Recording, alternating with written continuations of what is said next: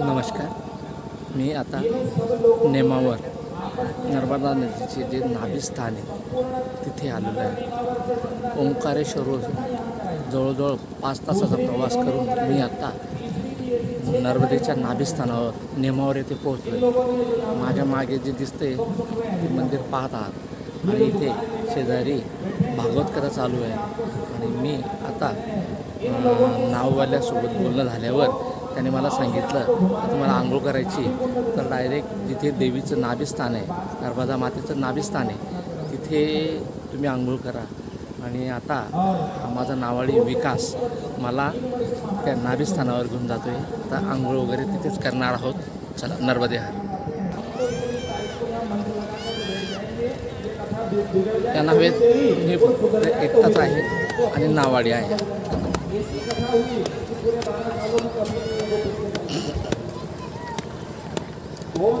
नर्मदे हर. नर्मदा मैया की जय.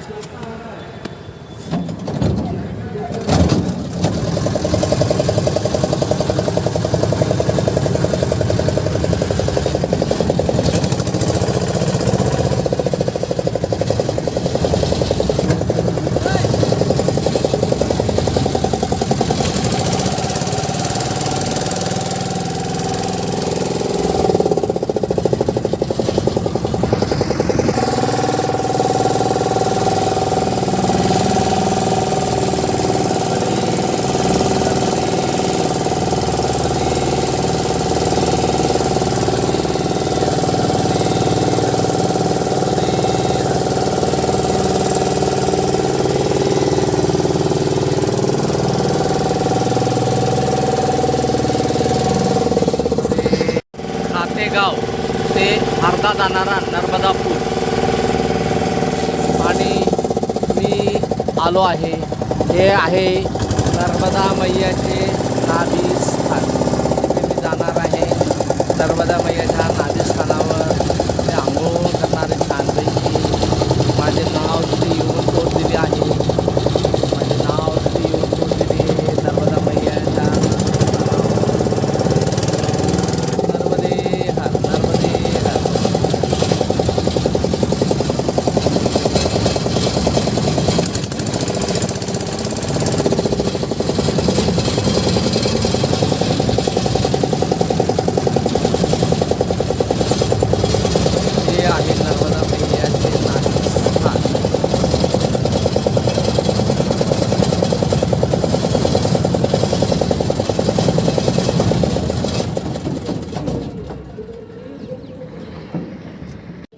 एक मिनिट.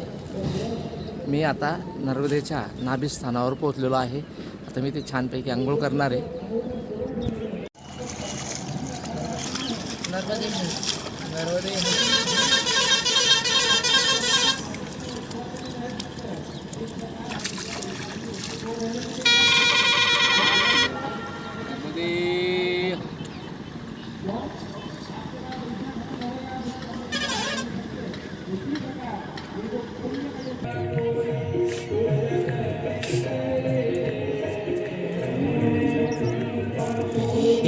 नर्मदे मातेचं नाभिस्थान आहे आणि हे जवळजवळ एक 1.5 फूट ते 2 फुटापर्यंत खोल आहे. आणि आत नाभीसारखा दिसणारा, हाताला त्याचा स्पर्श होतो असा भाग आहे.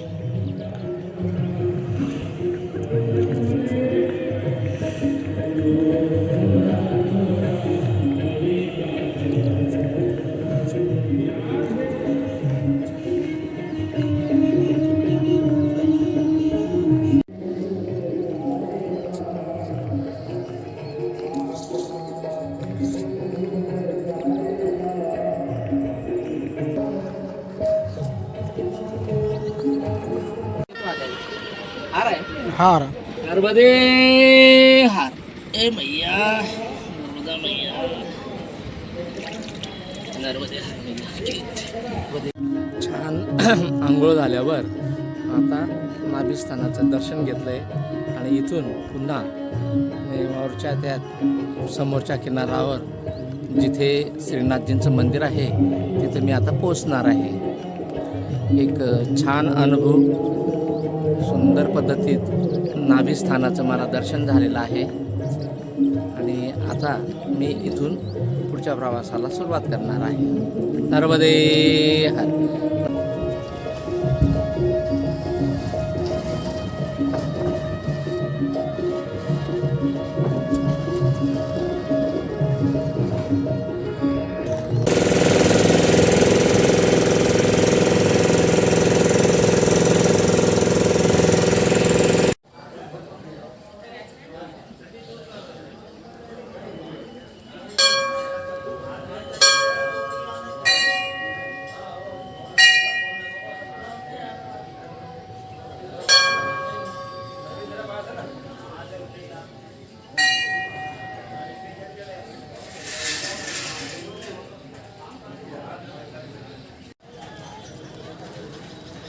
नर्मदे हर. ओम नमः शिवाय.